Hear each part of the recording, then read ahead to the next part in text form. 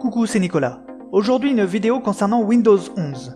Il y a environ une décennie, Microsoft, l'éditeur des Windows, avait informé que le Windows 10 était le dernier Windows et qu'au fil du temps, en plus des mises à jour de sécurité, celui-ci aurait 2 fois par an de grosses mises à jour. La dernière étant la 21H1 sortie en mai 2021, qui était précédée par la 20H2 en octobre 2020, la 2004 en avril 2020 et la 1909 en septembre 2019.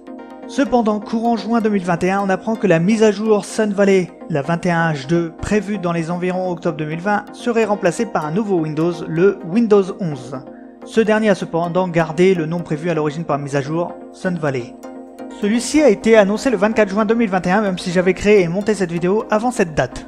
Malheureusement pour Microsoft, une image disque de Windows 11 avait fuité sur internet et certains l'ont installé pour visualiser en avant-première ce que donnerait déjà visuellement ce Windows. Pour ma part, je l'ai installé sur une machine virtuelle grâce à VirtualBox, un logiciel gratuit de l'éditeur Oracle. Cette version est une version de développement uniquement en anglais, une version non finie qui aurait dû rester dans le cercle interne de l'entreprise Microsoft. De plus, pour comparer visuellement ce Windows à la dernière version de Windows 10, la 21H1, j'ai téléchargé l'image disque de ce dernier sur le site officiel de Microsoft. Actuellement, vous visualisez l'installation de ces deux versions de Windows, en grand le Windows 11 et en petit à droite la dernière version de Windows 10. Bien sûr, pour le Windows 11, ce n'est que la version développement, une version inachevée de ce système d'exploitation. Pour ce qui est de Windows 10, présenté en septembre 2014 et disponible officiellement en juillet 2015, soit il y a moins de 6 ans, en juin 2021, une note de mise à jour de Windows 10 informait de la date d'obsolescence de ce dernier. Les utilisateurs auront jusqu'en octobre 2025 pour passer à la version supérieure, date à laquelle le logiciel ne bénéficiera plus d'aucune mise à jour de sécurité. Les personnes sur Windows 7 et supérieur pouvaient gratuitement et légalement passer sur Windows 10 grâce à diverses méthodes proposées sur le site officiel, par exemple en téléchargeant une image disque pour le lancer directement ou le mettre sur un DVD gameplay, ou en téléchargeant un programme spécifique sur son ordinateur et en le lançant ensuite. Il serait donc logique que les personnes possédant Windows 7 et supérieur, y compris Windows 10, puissent avec leur licence passer à Windows 11 gratuitement et légalement, et que cette installation se fasse telle une grosse mise à jour biannuelle. Au moment de l'installation de ces Windows, je précise au programme que je n'inclurai pas la licence durant l'installation, je n'ai pas prévu de garder ces images Windows sur mon système, j'ai choisi la version professionnelle car à chaque fois j'ai toujours tourné sur les versions professionnelles, car ils sont largement moins limités en manœuvre et en utilisation que les éditions familiales. L'installation du dernier Windows est plus rapide tout simplement car c'est une version de développement, donc plus légère avec beaucoup moins de fichiers.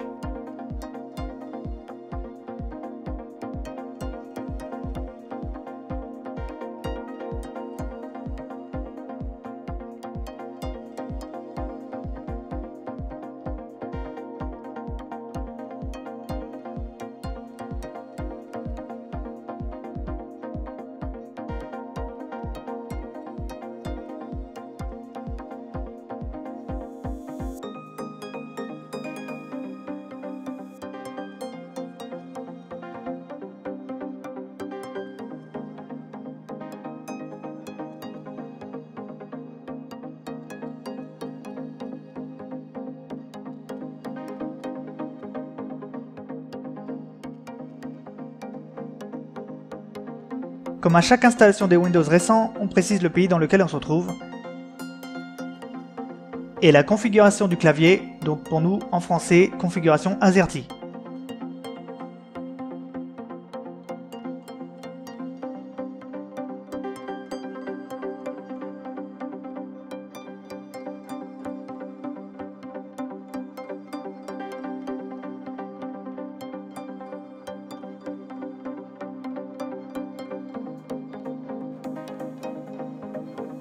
Ensuite, on précise si on configure le système pour une utilisation personnelle ou professionnelle.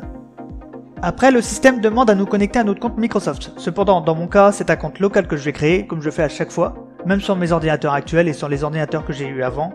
Donc c'est un compte local que je vais créer, un compte qui n'a pas besoin d'internet pour s'identifier. Je vous conseille d'ailleurs d'en faire de même car votre mot de passe est stocké dans votre tête et sur votre ordinateur et non sur les serveurs de Microsoft.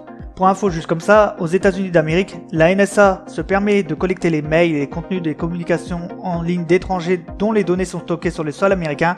Ils peuvent aussi récupérer ce style de données auprès des serveurs de Microsoft. Il ne faut pas oublier que nous, en tant que Français, nous sommes des étrangers pour eux, donc ils peuvent à tout moment se saisir de vos informations personnelles sans que vous en soyez informés. Après avoir entré le nom d'utilisateur, on arrive sur les fenêtres obligatoires du RGPD, le règlement général sur la protection des données, avec entre autres les informations sur le partage d'informations, les données de localisation et les annonces publicitaires. C'est parti pour le premier lancement de Windows, bien sûr en anglais comme expliqué précédemment. Pendant cet écran, on ne sait pas vraiment ce qui se passe en arrière-plan, ce que paramètre le Windows, mais c'est la dernière ligne droite pour finaliser l'installation.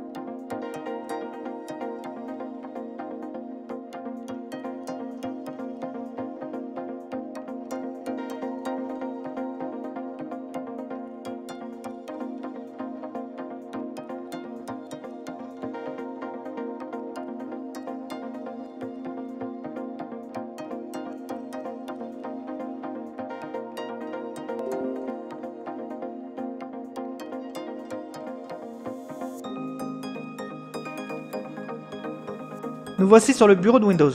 Le principal changement visuel est cette barre en bas, avec son menu démarrer centré, avec un changement total de sa présentation. On y reviendra plus tard.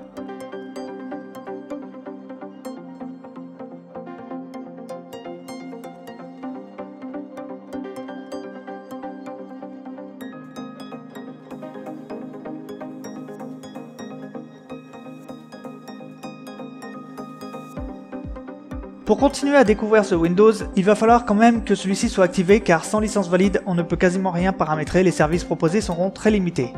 Du coup, c'est parti pour l'insertion d'une licence. Je n'avais qu'une licence Windows Entreprise disponible, donc j'ai inclus la même licence pour les deux ordinateurs, étant donné que je n'avais qu'une seule licence, mais que j'avais besoin que ces deux machines soient valides pour faire la comparaison. Si ça n'aurait pas fonctionné, j'aurais rentré la clé sur le Windows 11, et tant pis pour le Windows 10. Hormis ce passage, toutes les captures ont été réalisées avec le logiciel gratuit intégré sur les versions récentes de Windows, Xbox Game Bar. Cette partie a été enregistrée avec VSDC Vidéo Capture, mais la qualité de l'image est beaucoup plus mauvaise. Donc pour les manipulations que j'ai déjà effectuées et la suite des manipulations que je vais effectuer ensuite sur ces deux systèmes, je fais chaque manipulation une fois sur un des deux systèmes et une fois sur l'autre. Durant le montage de cette vidéo, bien sûr, j'ai tenté au mieux de synchroniser les extraits vidéo pour que ce soit plus pratique pour la comparaison. Un pack de langue française a pu être installé sur Windows 11, mais la plupart du texte est encore en anglais. On revient sur le bureau. La première chose que je montre, c'est le changement entre le mode clair et le mode sombre qui est identique sur les deux Windows. D'ailleurs, c'était une nouveauté de Windows 10, qui n'était pas proposée dans les premières versions de Windows 10.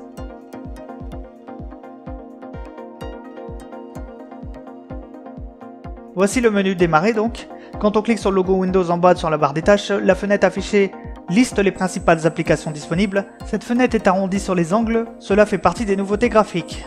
La liste des applications est toutefois disponible en cliquant sur toutes les applications. L'étude d'informations ont disparu et des widgets, de retour sur Windows 11 après une brève apparition sur Windows 7, nécessitent cependant une connexion à un compte en ligne Microsoft pour être affichés et utilisés, contrairement à ceux de Windows 7 qui pouvaient fonctionner sans avoir besoin de cette obligation. Les fenêtres Explorer sont toujours présentées pareil, les logos des dossiers ont changé et le système adopte un point de vue totalement différent des Windows précédents pour les icônes des dossiers, des lecteurs et d'autres icônes comme celui du poste de travail ou de la corbeille. La présentation des paramètres est identique au Windows 10. De toute façon, les paramètres sont une nouveauté de Windows 10. Et même les fenêtres pour la gestion de l'ordinateur avec entre autres le gestionnaire des tâches et celui des disques et des partitions sont identiques. Pas de changement graphique de ce côté.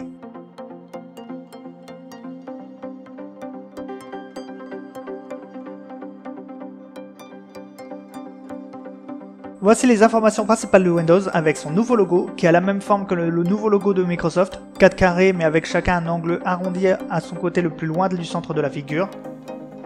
Le nouveau menu démarrer mobile, on peut le centrer, comme il l'est par défaut à l'installation et comme il le reste lorsque le Windows n'est pas activé, mais il peut se remettre à gauche lorsque le Windows est activé pour reprendre la place de l'ancien menu des anciens Windows.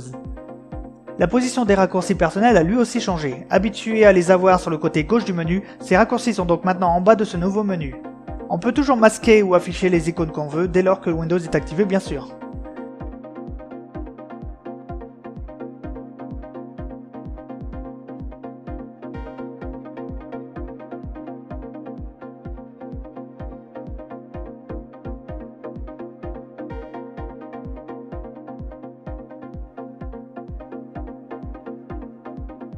Actuellement vous avez le logiciel Paint, un simple logiciel que j'utilise occasionnellement pour mes montages. On a l'impression que les versions sur les deux Windows sont identiques, mais pourtant il y a une grande différence. Cette différence est aussi présente pour le bloc-notes, logiciel que j'utilise régulièrement pour écrire par exemple mes dialogues de vidéo, comme là actuellement. Et pour savoir ce qu'est cette différence, on se rend dans les paramètres, plus précisément dans la liste des applications. Absent de la liste sur Windows 10 et sur les versions précédentes, car intégrés par défaut aux différentes Windows, maintenant ces logiciels deviennent des programmes totalement indépendants avec la possibilité de les installer. Lorsque plusieurs fenêtres sont ouvertes, on pouvait les organiser pour qu'ils se mettent d'un côté ou de l'autre de l'écran, en prenant les fenêtres et en les faisant glisser à droite, à gauche ou en haut de l'écran. Dorénavant, on peut même placer ces fenêtres où on le souhaite en restant quelque temps sur l'icône agrandissement en haut à droite de chaque fenêtre, grâce à un menu qui permet de gagner en rapidité.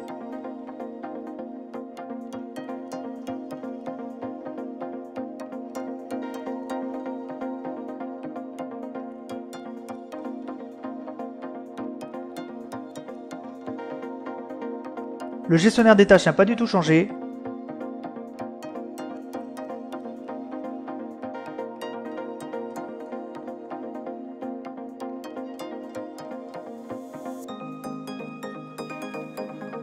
Et voilà, le petit tour sur ce système virtuel est terminé. Étant installé sur des systèmes virtuels, je ne peux pas comparer le gain en vitesse et d'autres changements liés à un système physique. En tout cas, merci d'avoir regardé cette vidéo.